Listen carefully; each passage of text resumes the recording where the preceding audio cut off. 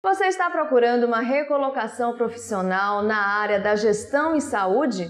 Nesta edição do CRA Entrevista, você vai descobrir muitas coisas sobre esse mercado e receber algumas dicas para conseguir aquela vaga tão desejada neste setor. Mas antes, não esqueça de curtir o nosso vídeo, de se inscrever no canal a serviço da administração e de ativar as notificações.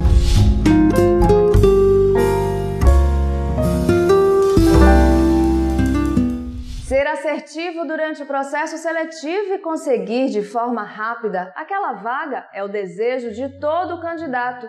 E isso não é diferente durante um processo seletivo na área da gestão em saúde. Para saber mais como a empregabilidade pode aumentar nesse setor, por isso o CRA Entrevista convidou Cibele Sinico, especialista em recolocação na área da saúde, para saber como a empregabilidade neste setor pode ser aumentada. Muito prazer, obrigada por participar do nosso programa, Cibele. Eu que agradeço, gratidão por estar aqui no CRA. Bom, para a gente começar, a pergunta direta. O que o candidato precisa saber sobre a área da gestão da saúde? O candidato de gestão de saúde hoje, ele precisa saber que essa área, ela inovou, ela está diferente. De 10 anos para cá, muita coisa mudou e a tecnologia chegou na área da saúde. O foco da área da saúde, ele está voltado para a segurança e qualidade do paciente. Então, o que o administrador, o profissional de gestão precisa saber? Que o mercado abriu capital, que hoje muitas empresas que eram empresas familiares, hoje são empresas de capital aberto, são SA. O mundo globalizado, ele chegou no Brasil no sentido da saúde, então muitos investidores norte-americanos, chineses, estão investindo nessa área e a tecnologia faz parte disso, Big Data, plataformas. Então, para você estar na gestão de uma área da saúde, você precisa estar antenado nessa modificação do mercado. Quais são as especificações do processo seletivo dentro desse mercado? O que é que o candidato não pode fazer de forma alguma durante um processo seletivo? Quais são os cuidados especiais que ele deve ter para ser assertivo durante esse processo? Maria Rita, o processo de recrutamento e seleção, ele é muito parecido para todas as áreas. A área da saúde, ela entra muito a questão de humanização. Mas quando a gente fala em assertividade, em processos de recrutamento e seleção, o profissional, ele tem que entender que toda entrevista é formal. Não importa se ela é por Skype, não importa se ela é presencial, toda entrevista ela é formal. E com a formalidade do processo de recrutamento e seleção, ele precisa passar ali todo o conhecimento das competências técnicas e comportamentais. O que ele não pode fazer de jeito nenhum. Em uma entrevista por Skype, por exemplo, dentro de casa, achar que ele está na sala da casa dele, que ele pode se apresentar de qualquer forma. Isso jamais. Não só na área da saúde, mas em todos os segmentos. Então, processo de seleção, você tem uma entrevista, se vista adequadamente como se você estivesse indo presencialmente. Bom, daqui a pouco a gente vai falar sobre ele, o currículo.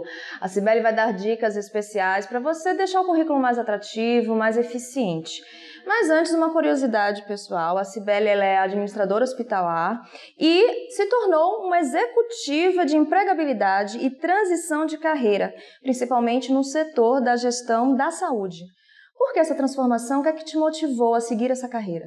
Exclusivamente no setor da saúde, né, na verdade. Maria Rita, o que me motivou a buscar, a fazer essa transição?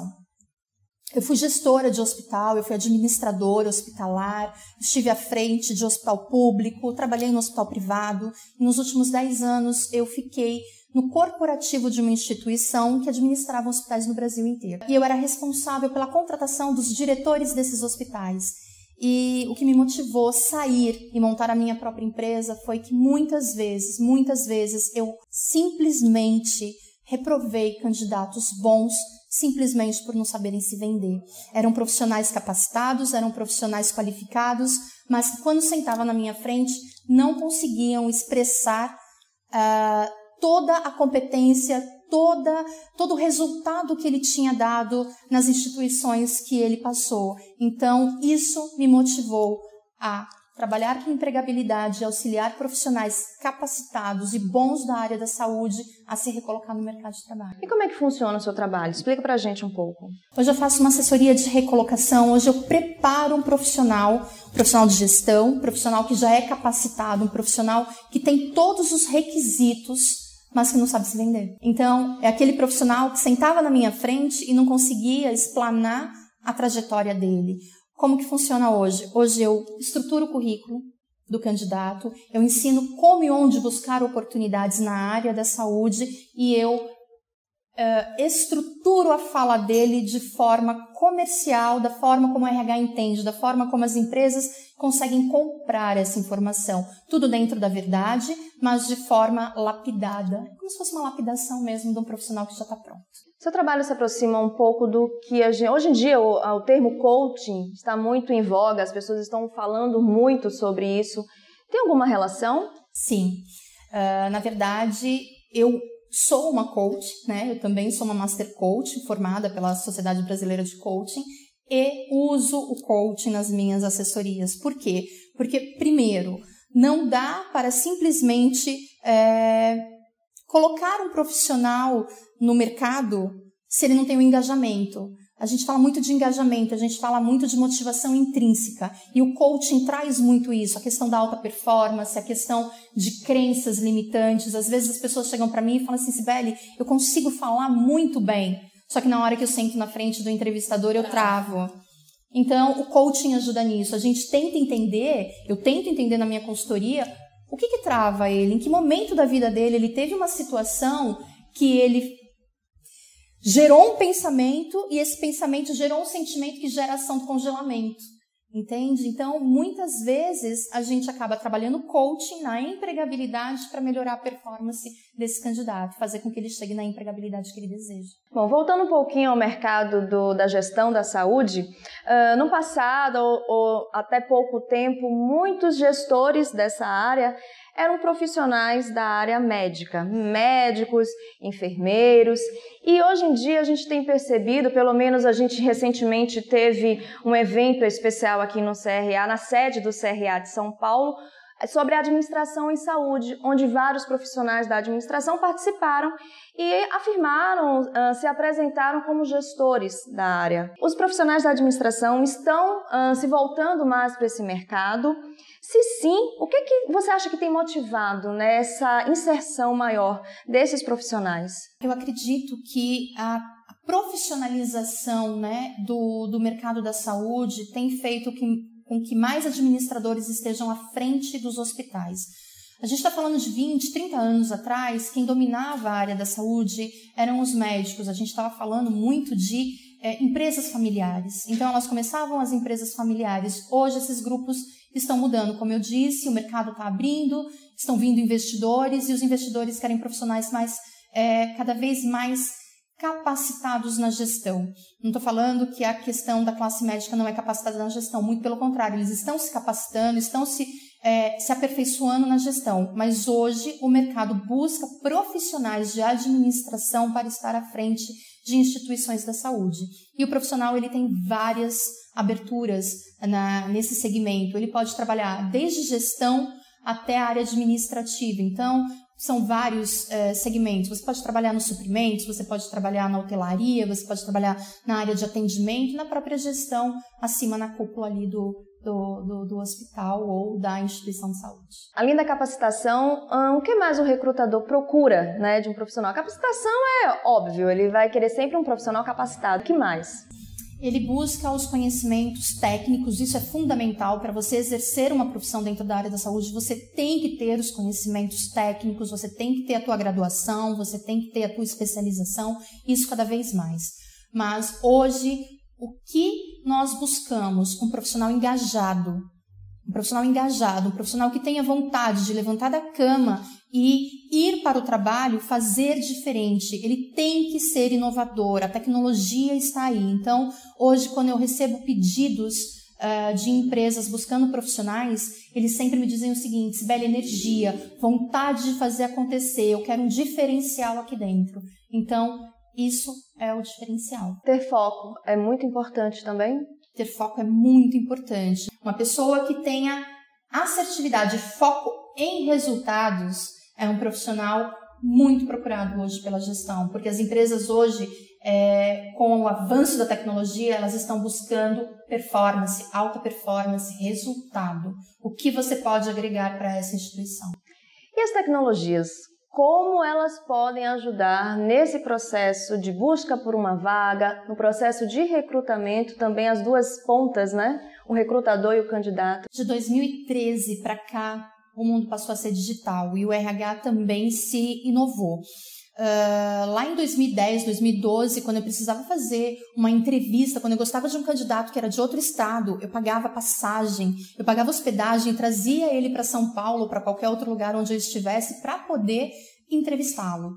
Hoje, com uma câmera, eu faço isso muito bem e muito rápido. Eu consigo entrevistar pessoas que estão em Belém do Pará, Rio Grande do Sul ao mesmo tempo, né? Saindo de uma entrevista e entrando em outra. Então, as plataformas hoje, elas são fundamentais.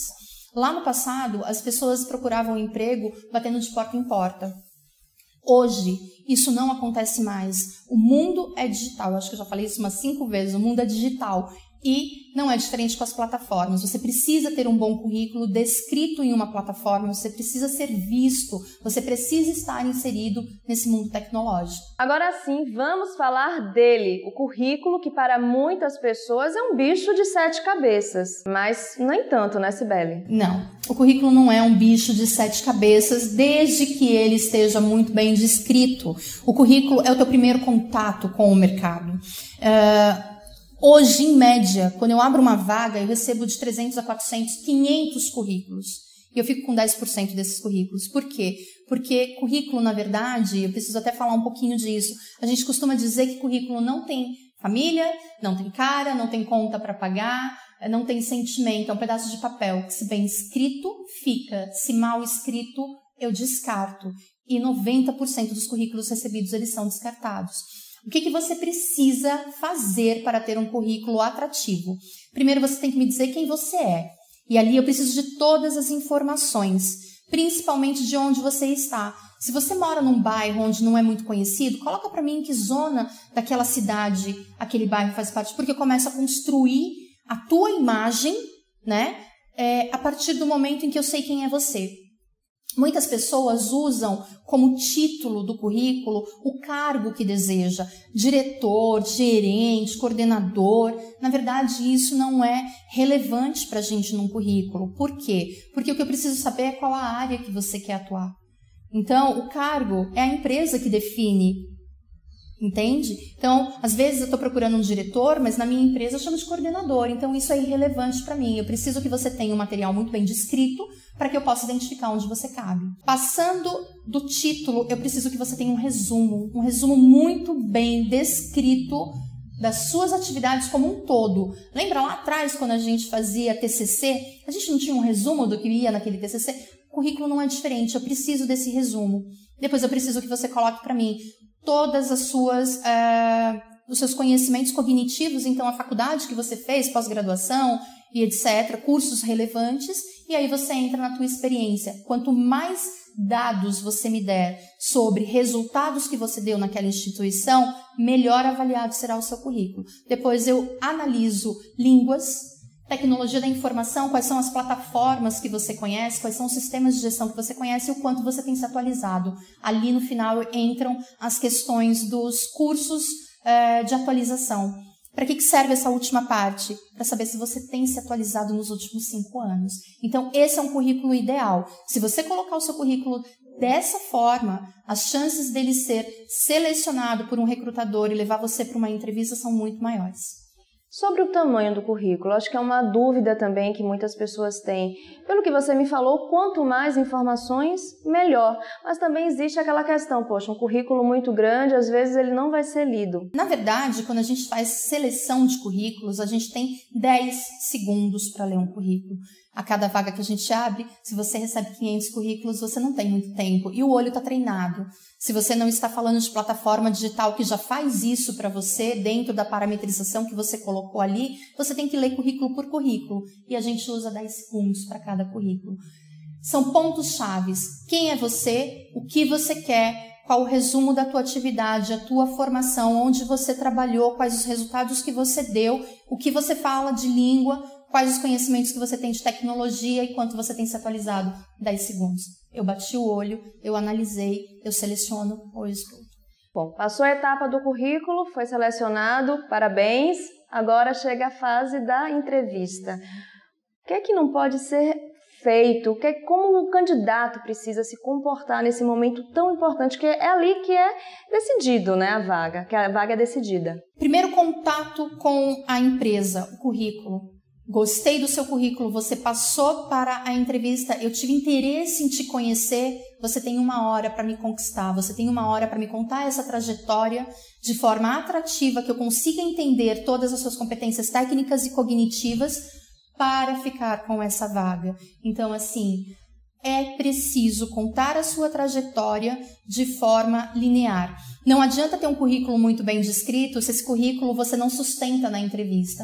Então, quando eu te chamo para a entrevista, nada mais é do que confirmar o que está escrito ali. Então, eu quero evidências do que está escrito ali. Você me disse que fez aquilo, me conta como você fez aquilo e quais foram os resultados que você deu para suas empresas que você pode agregar à minha. Bom, a gente está chegando ao final do nosso programa e a minha última pergunta é para você, profissional, que já faz parte do mercado da gestão em saúde, mas que está em busca de uma recolocação. Sibeli, o que é que esse profissional tem que fazer para ter uma recolocação bem-sucedida? Em primeiro lugar, ele precisa ter um currículo que venda ele no mercado, independente do mercado, mas principalmente da saúde. Um currículo campeão, um currículo que tenha todas as informações que eu necessito. E precisa ter uma fala muito alinhada a esse currículo. Um currículo bem descrito com uma fala não alinhada não se sustenta. Como eu disse, é 1 hora que você tem para me conquistar. Se você tem um currículo bem descrito, se você está se comunicando com as pessoas certas, se você conseguiu chegar numa entrevista e conseguiu passar os seus conhecimentos técnicos e comportamentais de forma correta, não tem como ficar de fora do mercado de trabalho. Você aumenta significativamente as suas chances. Outra coisa, você precisa se conectar com as pessoas certas. Você precisa, esse é o final do processo, mas você precisa montar um plano de ação. Você precisa saber o que você quer, onde você quer trabalhar, quanto você quer ganhar, quanto mercado que você vai atuar paga para você, você sabe quanto o cargo que você vai exercer ganha no mercado? E principalmente, você precisa definir uma data, dia, mês e ano para voltar para o mercado de trabalho ou para fazer uma transição de carreira. Então, se você está saindo da faculdade, iniciando essa busca do primeiro emprego, define uma data, vê o que você faz de melhor. Se você está trabalhando, se você já está com uma carreira consolidada, se mostre. A gente sempre precisa estar sendo visto pelo mercado. Então, você tem que ter um currículo, você tem que ter uma rede. Não estou falando uma rede social, mas você precisa ter um LinkedIn, por exemplo, que é uma plataforma profissional, totalmente formal. E você precisa ter uma fala muito alinhada. Então, o fundamental é que você defina um plano de ação, trace tudo isso que eu falei e defina uma data para fazer uma transição, iniciar a tua carreira ou voltar para o mercado de trabalho. E o network ainda funciona? O network ainda funciona, porém você tem que saber com quem conversar. Né? Às vezes pedir emprego, conversar com aquela pessoa que tem o mesmo cargo que você não vai te trazer grandes resultados. Você precisa sempre se comunicar com as pessoas corretas. As pessoas corretas são pessoas que possuem as vagas, né? E pessoas que estão acima de você e que podem olhar para o teu perfil com olhos de contratação.